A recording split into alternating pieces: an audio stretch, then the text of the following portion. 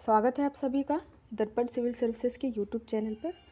और आज हम यहाँ डिस्कशन करेंगे डे 24 डेली प्री क्वेश्चंस के आंसर और देखेंगे इसके साथ अन्य तथ्य भी।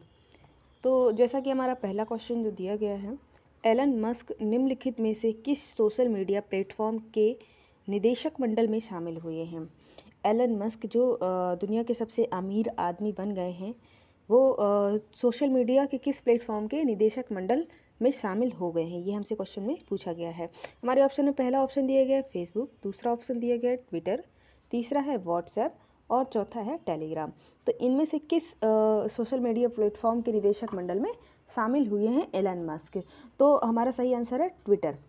ट्विटर में 9.2% की हिस्सेदारी के साथ ही उन्हें निदेशक मंडल में शामिल कर लिया गया है। एलन मस्क जो है वो स्पेस एक्स के संस्थापक हैं और टेस्ला कंपनी के वो सह संस्थापक हैं। तो ये हमारा हुआ पहला क्वेश्चन का आंसर।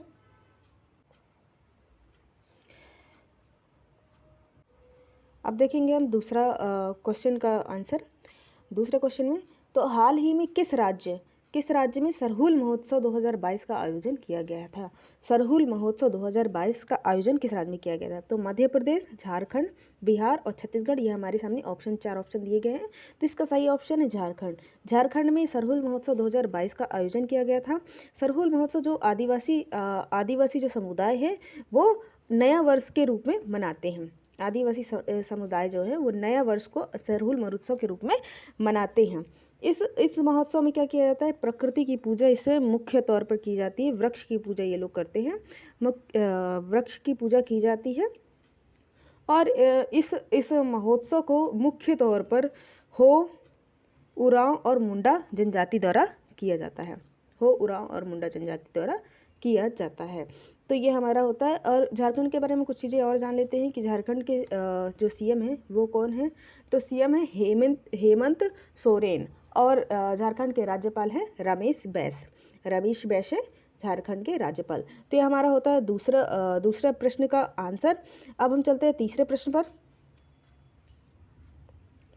तो तीसरा प्रश्न जैसा कि आपके सामने है, भारत और किस देश के बीच संयुक्त सेना अभ्यास खंजर का आयोजन किया गया था?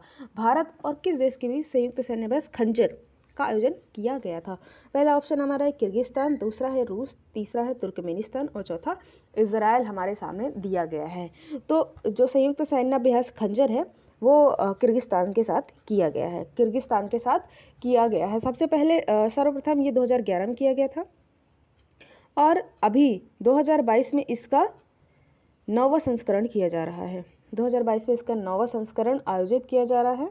किर्गिस्तान के बारे में हम कुछ और चीज़ें जान लेते हैं। किर्गिस्तान की जो राजधानी है वो बिश्केक है और इसकी मुद्रा है किर्गिस्तानी सोम। तो किर्गिस्तान की राजधानी बिश्केक एंड किर्गिस्तान की जो मुद्रा है वो किर्गिस्तानी सोम है। अब हम चलते हैं चौथे क्वेश्चन पर।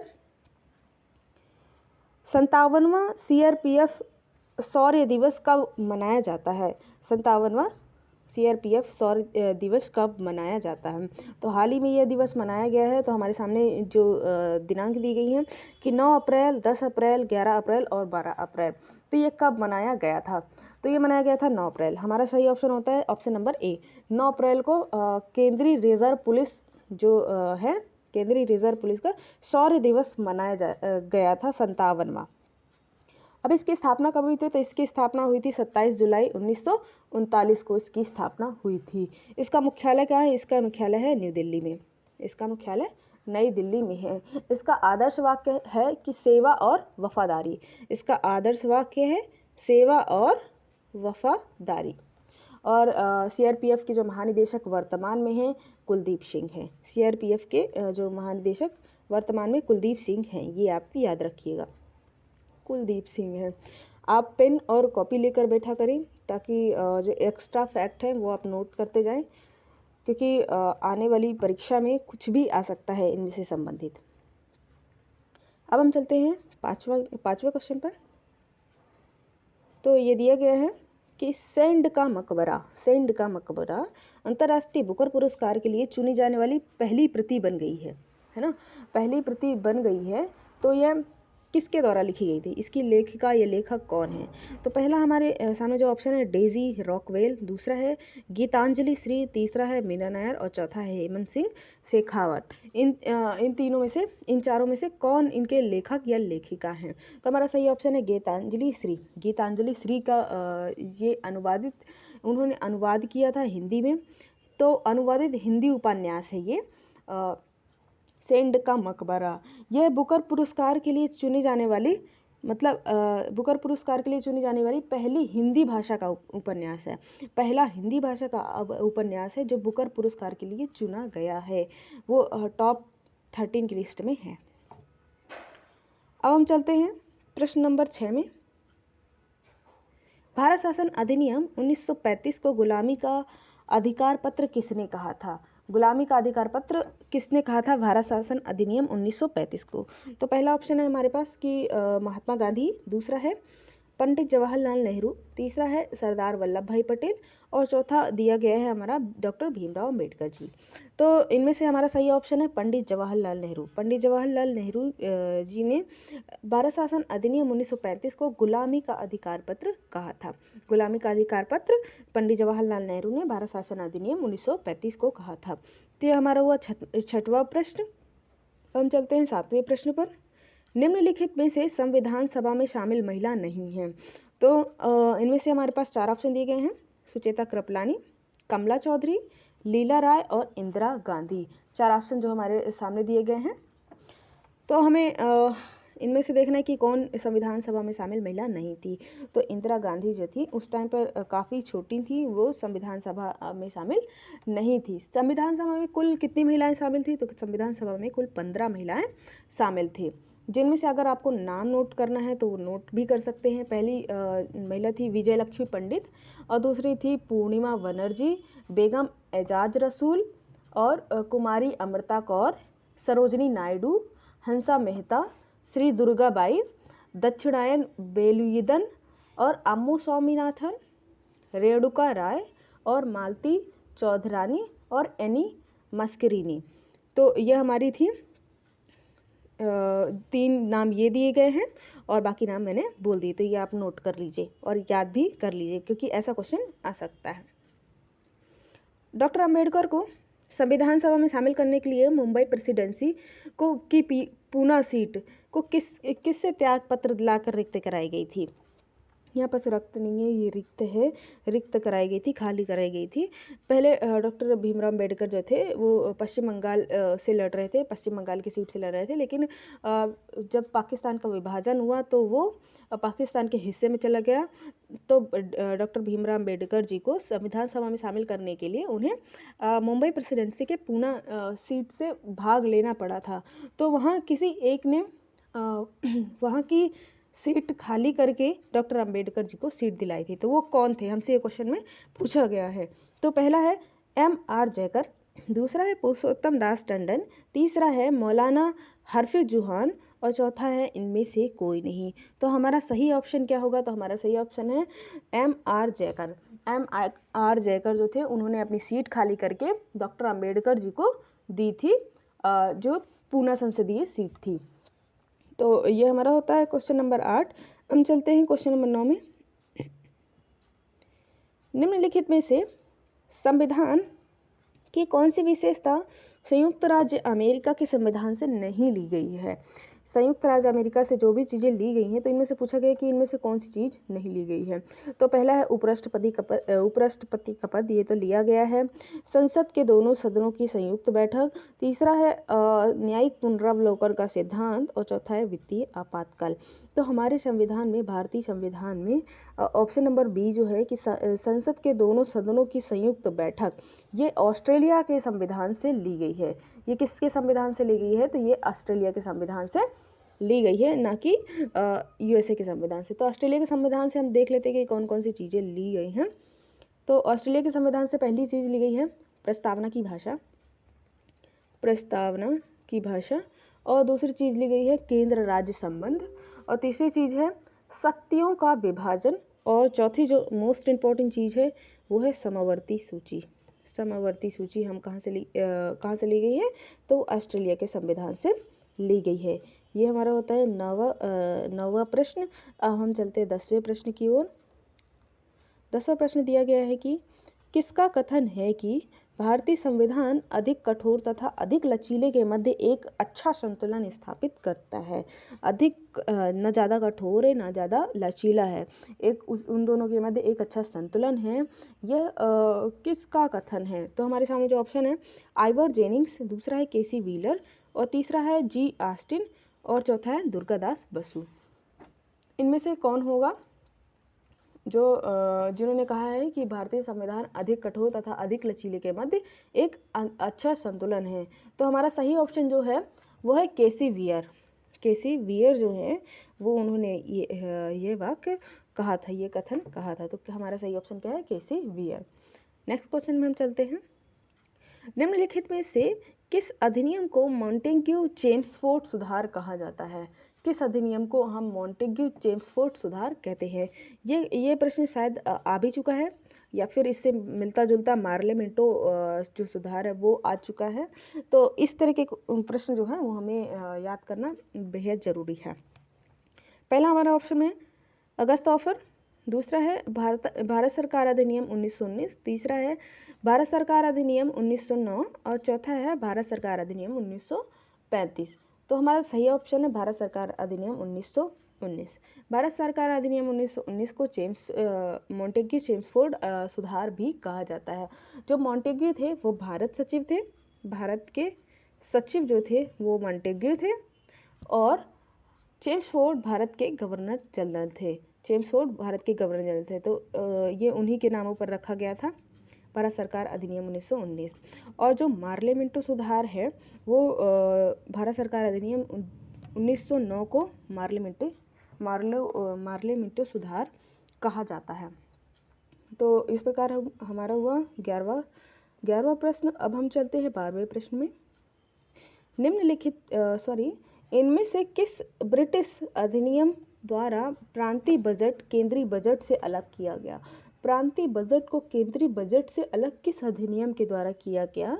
तो हमारे सामने दिया गया है भारतीय स्वतंत्रता अधिनियम 1947, भारत सरकार अधिनियम 1935 और भारत सरकार अधिनियम 1919 और भारत सरकार अधिनियम 1958। ये हमारे ऑप्शन दिए गए हैं। तो इसका सही ऑप्शन होगा भारत सरकार अधिनियम 1919, ऑप्शन नंबर तीसरा, ऑप्शन नंबर सी। इस हमारा सही आंसर होगा भारत सरकार अधिनियम 1919 में प्रांतीय बजट को केंद्रीय बजट से अलग कर दिया गया था और प्रांत में 2 विषयों पर बांट दिया गया था। प्रांतों को 2 विषयों में बांट दिया गया था। प्रांत के विषयों को, एक होता है हस्तांतरित विषय और दूसरा होता है आरक्षित विषय। हस्तांतरित और आरक्षित विषय में बांट दिया गया था। हम चलते हैं दूसरे क्वेश्चन में। नेक्स्ट क्वेश्चन में प्रश्न नंबर 13 है, 1927 के साइमन आयोग का बहिष्कार क्यों किया गया था?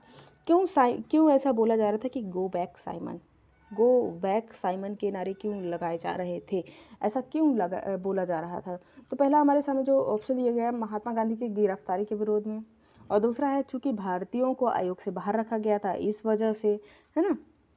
और तीसरा जो दिया गया है सर जॉन साइमन को आयोग में शामिल करने के विरोध से, और चौथा हमारा दिया गया है जलियांवाला नरसंहार के खिलाफ विरोध में। तो हमारा जो सही ऑप्शन है कि उस टाइम जो साइमन आयोग था वो भारत शासन अधिनियम 1919 के तहत 10 साल के अंतर्गत एक आयोग गठित किया जाना था, जिससे ये पता लगाना था कि 1919 का सुधार जो है वो कितने हद तक भारत में सफल है।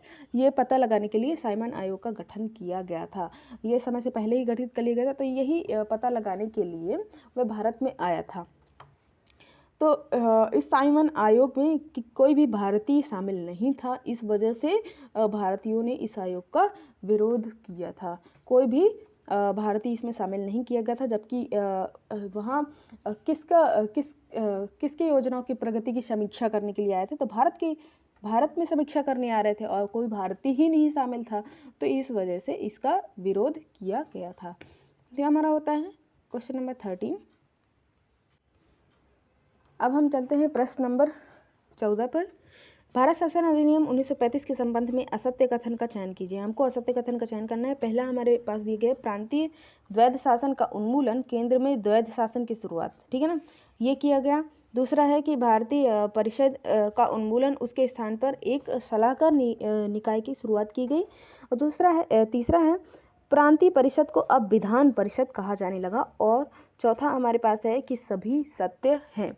तो इनमें से कौन सा ऑप्शन सही है? ऑप्शन सही है मतलब कौन सा कथन असत्य है? तो ऑप्शन नंबर थर्ड, प्रांतीय परिषदों को अब विधानसभा कहा जाने लगा। तो ये 1919 के अधिनियम में कहा जाने लगा था, ना कि 1935 के अधिनियम में। अब हम देखते हैं क्वेश्चन नंबर 15, किस अधिनियम द्वारा महिलाओं को मत देने का अधिकार प्राप्त हुआ? महिलाओं को मत देने का अधिकार किस अधिनियम द्वारा प्रदान किया गया था? तो 1919 भारत सरकार अधिनियम 1919 द्वारा महिलाओं को मत देने का अधिकार प्रदान किया गया था। इसमें मत में वृद्धि की गई थी, महिलाओं को भी मतदान का अधिकार दे दिया गया था। प्रांतीय परिषदों को अब विधान परिषद, है ना, 1919 में जैसा कि हमने पिछले क्वेश्चन में देखा कि प्रांतीय परिषदों को विधान परिषद कहा जाने लगा था। अब क्वेश्चन नंबर 16 है, it was a new charter of slavery, है ना, ये भारत शासन अधिनियम 1935 के बारे में ये किसने बयान दिया था? ये क्वेश्चन फिर से रिपीटेड है और ये वहाँ पास हिंदी में लिखा था और अब यहाँ इंग्लिश में लिख दिया गया है। तो पहला हमारा ऑप्शन है महात्मा गांधी, दूसरा है जवाहरलाल नेहरू, तीसरा है सरदार वल्लभ भाई पटेल, चौथा है सुभाष चंद्र बोस। इनमें से किन्ने कहा था कि it was a new charter of slavery, है ना, ये भारत शासन अधिनियम 1935 के बारे में किसने कहा था? तो जैसे कि हमने पहले भी देख चुके हैं कि जवाहरलाल नेहरू ने ये अपना बयान दिया था, ये कथन कहा था भारत शासन अधिनियम 1935 के बारे में। अब हम चलते हैं क्वेश्चन नंबर 17 पर। भारत शासन अधिनियम 1935 के द्वारा स्थापित संघ में अवशिष्ट शक्ति किसे दी गई थी? तो हमारा पहला जो ऑप्शन दिया गया है संघीय विधानसभा, दूसरा है वायसराय, तीसरा हमारा ऑप्शन दिया गया प्रांतीय विधानमंडल, चौथा हमारा ऑप्शन दिया गया प्रांतीय गवर्नर। तो इनमें से अवशिष्ट शक्तियाँ किसे दी गई थी? तो भारत सरकार के अधिनियम 1935 के तहत वायसराय में अवशिष्ट शक्तियाँ निहित की गई थी। वायसराय को अवशिष्ट शक्तियाँ दी गई थी 1935 के अधिनियम के तहत, है ना। 1935 के अधिनियम के तहत संघीय न्यायालय की भी स्थापना की गई थी, जो दिल्ली में की गई थी। अब हम चलते हैं क्वेश्चन नंबर 18 पर। भारत सरकार अधिनियम 1935 के संबंध में निम्नलिखित में से कौन सा सही है? सही अब हमको देखना है कि सही कौन सा है। यह एक अखिल भारतीय संघ के लिए प्रावधान किया गया था यहाँ, और इसने केंद्रीय और प्रांतीय दोनों स्तर पर स्वायत्तता प्रदान किया।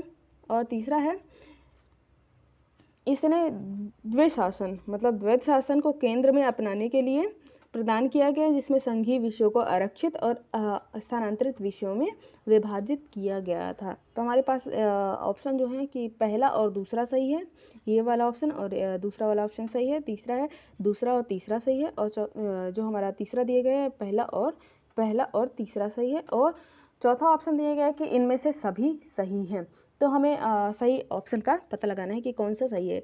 तो एक अखिल भारतीय महासंघ की स्थापना का प्रावधान किया गया था 1935 के अधिनियम में, तो ये तो बात तो बिल्कुल सही है। और जो हमारा तीसरा ऑप्शन दिया गया है कि केंद्र में अपना द्वैध शासन को अपनाने के लिए प्रदान किया गया था, जिसमें संघीय विषयों को आरक्षित एवं स्थानांतरित विषय में विभाजित किया गया था। तो ऑप्शन नंबर 3 मतलब ऑप्शन नंबर सी हमारा बिल्कुल सही है। पहला और तीसरा हमारा बिल्कुल सही होता है। अब हम चलते हैं प्रश्न नंबर 19 में। भारत का मूल संविधान खालिस्तान के द्वारा हस्तलिखित किया, किसके द्वारा हस्तलिखित, किसने लिखा है उसको, किसने अपने पेन से उसे लिखा है? तो पहला ऑप्शन है हमारा रफ़ी अहमद किदवई, दूसरा है कैलाशनाथ काटजू, तीसरा है प्रेम बिहारी नारायण राजायदा, और चौथा हमारा दिए गए कन्हैयालाल मेनक मुंशी। इनमें से किनके द्वारा ये हमारा संविधान जो है हस्तलिखित है? तो प्रेम बिहारी नारायण राजायदा, ऑप्शन नंबर 3 प्रेम बिहारी नारायण राजायदा सक्सेना भारत के मूल संविधान को लिखने वाले व्यक्ति, जो मूल संविधान जिस किताब में लिखा गया उसमें उनकी राइटिंग है। तो उन्होंने 95 जो अनुच्छेद लिखे थे, 8 अनुसूचियाँ लिखी थी और प्रस्तावना को उन्होंने हस्तलिखित किया था। तो 6 महीने में उन्होंने संविधान हॉल, जो अब संविधान क्लब कहलाता है, वहाँ बैठ करके हिंदी और इंग्लिश में दोनों में ही लिखा था, हिंदी और अंग्रेजी दोनों में ही उसको हस्तलिखित किया था संविधान, भारत के संविधान को। लास्ट क्वेश्चन है 20वां और लास्ट क्वेश्चन, निम्नलिखित में से किस देश से भारत की संघीय प्रणाली संबंधित है? मतलब किस देश से संघीय प्रणाली का मॉडल हमारे देश में लिया गया है? तो पहला है हमारा कनाडा, दूसरा है यूनाइटेड किंगडम और तीसरा है संयुक्त राज्य अमेरिका और चौथा है आयरलैंड। तो इनमें से हमें देखना है कि किस देश से हम भारत की संघीय प्रणाली ली गई है। तो मूल रूप से जो है वो कनाडा से प्रेरित जो है हमारी संघीय प्रणाली, वो कनाडा से प्रेरित है। तो ये हमारे आज के होते हैं 20 प्री के क्वेश्चंस जो डेली बेसिस पर दिए जाते हैं। अगर आप इन क्वेश्चन को लगाना चाहते हैं तो हमारा दर्पण सिविल सर्विसेज का ऐप डाउनलोड करें। आपको लिंक, ऐप की लिंक डिस्क्रिप्शन में मिल जाएगी, वहाँ से आप ऐप डाउनलोड कर सकते हैं। हमारे टेलीग्राम चैनल को भी ज्वाइन कर सकते हैं ताकि आपको इन सब की जानकारी मिलती रहेगी और डेली क्विज़ की भी लिंक मिलती रहेगी। इसके साथ साथ ही यह प्रोग्राम जो चलाया जा रहा है, टेस्ट लगाओ इनाम पाओ के तहत लगाया जा रहा है। अगर उसमें कोई जिसके ज़्यादा नंबर आते हैं, जो टॉप करता है, उसे एक दर्पण सिविल सर्विसेज की एक किताब दी जाती है। तो आज के लिए इतना ही। अब मिलते हैं कल के क्वेश्चन एवं आंसर के साथ।